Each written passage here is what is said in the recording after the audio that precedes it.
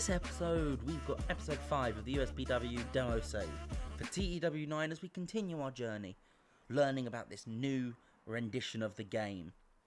So let's get right into that. Once again, we're not going to be giving any workers the night off.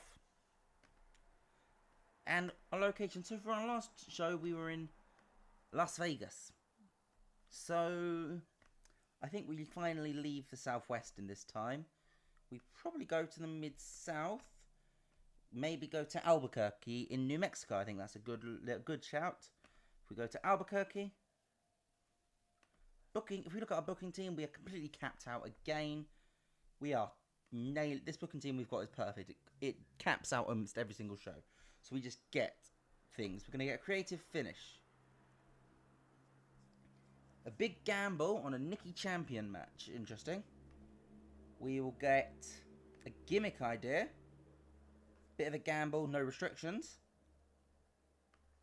And one more creative finish, actually. And a safe bet with no restrictions. Safe bet.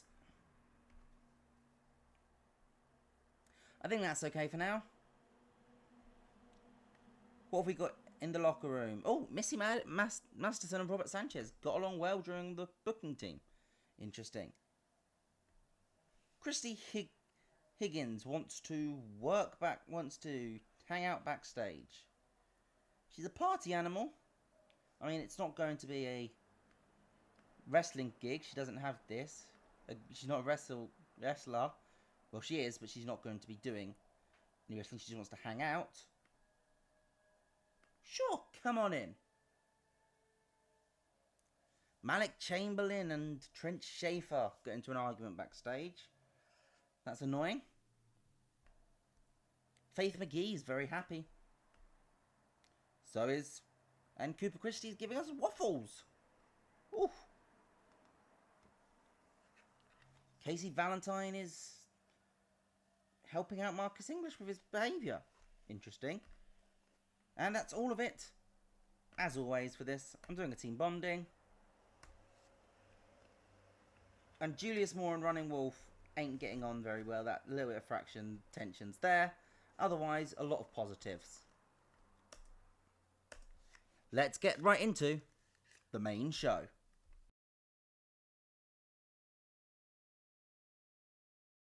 Kick off the show in Albuquerque with our commentators coming out, hyping up the crowd. It's just tradition at this point. Similar to our Vince McMahon opening the show in From Then to Now. This is our new one. Gets a 73 rating. They're all great on the mic because they're our commentators. They have to be. And we open with a long segment, which might have been too long. Yeah, it was a bit too long. Okay, noted. But it starts off with the business cutting a promo. Well, most specifically, Rich Money. That goes for about 4 minutes. He gets interrupted by Nicky Champion, who cuts a promo. Who gets interrupted by... Oh, it does... Danny Jalewski, who I have now decided to use as our Gorilla Monsoon type former commentator who's now now in charge of creative. And he comes out and announces that today we will get a Pick Your Poison. Nicky Champion will pick an opponent for Rich Money. And Rich Money will pick an opponent for Danny Jalewski. No, for Nicky Champion. It cannot be anyone from his stable, though. And obviously Nicky Champion doesn't officially have a stable, so he can pick anyone. But yes, at 58, the 3 guys who spoke were brilliant. Everyone else has just stood in the background. But it was too long. We'll need to work on that. And we get our first of the Pick Your Poison matches. As Bulldozer Brandon Smith comes out to face Nicky Champion. Bulldozer, a massive guy. He's essentially just... It's a storytelling match here, so we use him to hurt him. Like, Rich Money's plan here was to hurt Nicky Champion as much as he could. So he got Bulldozer Brandon Smith. Champion does pick up the win with the Hawkeye Hammer in just over 11 minutes, but you can tell this was a tough match for him.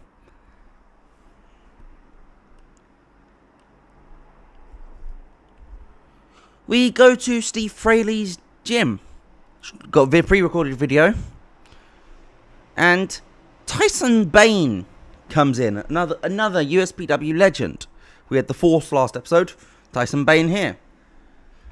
And he chats to Steve Fraley and brings up Josh Thompson and says, "Well, are you really that similar?" And Fraley is very clearly rattled by these allegations of them being similar.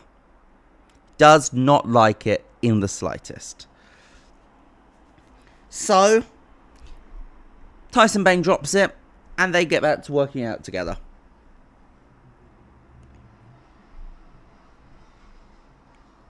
American Gold beaten Novak and Atlas, who don't have any chemistry, literally a zero chemistry, so that was a shame. I thought we'd try them. They're two massive guys. It could be cool to see them together. It didn't work. But American Gold pick up the win.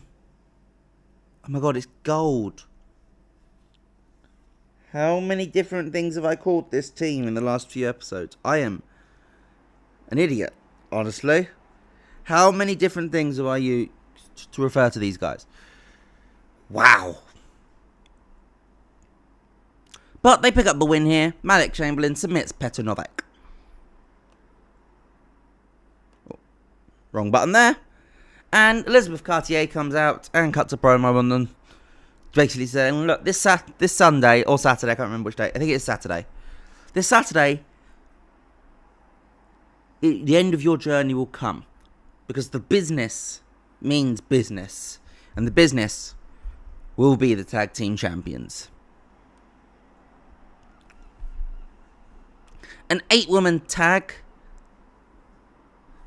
sees Jamie Quinn, Glorious Gloria, Juliet King of the Triumphant, and teaming with Tiffany Jade take on Pariah, Alina America, Faith McGee, and Sweet Danny Adams. And Tiffany Jade picks up the victory because of a stoppage after injuring Sweet Danny Adams, to the point where the Triumphant have to pull her off, and then they get into a big brawl with Pariah and Alina America. And Jamie Quinn and Tiffany Jade beat down Alina America and Pariah. So this will be two singles matches at the pay-per-view, and this will be a tag team match on the post pay-per-view show of American Wrestling.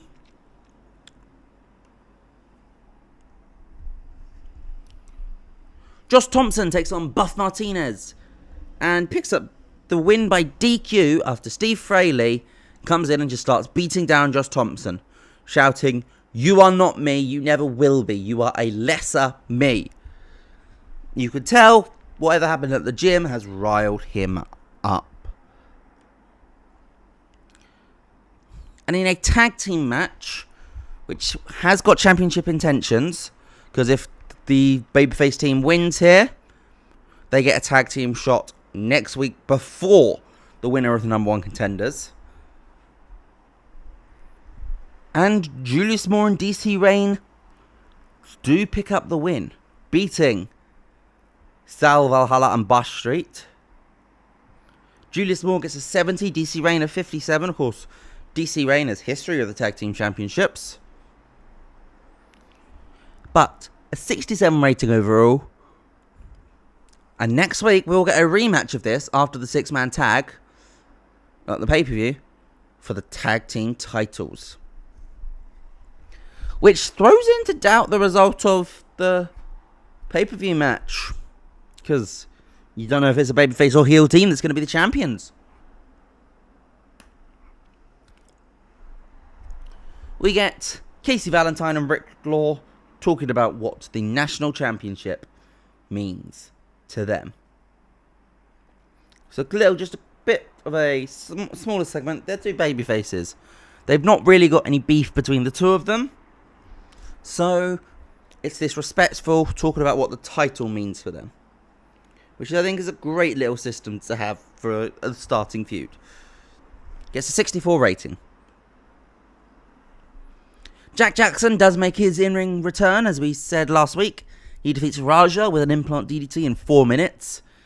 Wrestling 49.52 for crowd rating. We are cooling the crowd a little bit, which is not really what I wanted, but it happens sometimes. We're not impervious to making mistakes on this show. Well, we've made a lot of mistakes. We haven't gained pop once yet. But it's 38 because of... Why, though?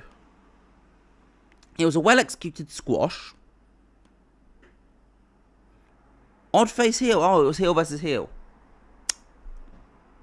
That was my mistake. And the domination didn't help.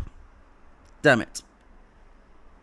And the main event gets a 72 as Rich Money defeats Running Wolf with Money in the Bank.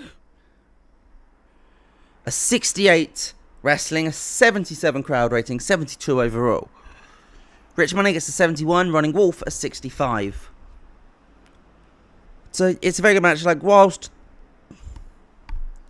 Rich Money's Pick Your Poison was more of a just we want to hurt you, Nicky Champion has more of a narrative theme, as it's his friend Running Wolf who gets the shot. Gets a 72 overall. And what does the show get? A 64. One of our weaker shows. Gaining 20, losing 24. Let's go through the breakdown though. Financially, we're back under 1.5, which does make me think that last episode was a bit of a fluke. We got the extra 100k. We're still making money though. I will not complain about making money. And pop region, we don't lose in any of the red regions, which, thank goodness. I think we're going to go down a size probably. But we do gain in... we do gain in Japan, in Shikoto, in Western Europe, Iberia, Southern Med, Central, Northern and Eastern, and all of India. So we gained more than we lost, despite the fact that it was the losses were worse. We're just levelling out, I guess. The 60s, the Australia and England, the fact that they're not going up is worrying though. Because that suggests that that's where we're going to level out to, and that is not good. But let me know what you guys thought in the comments down below. Make sure you hit that thumbs up button if you're enjoying this series or enjoying the new game and want to see more, and subscribe for more TEW9 content. I've been the Phantom TEW. See you guys next time.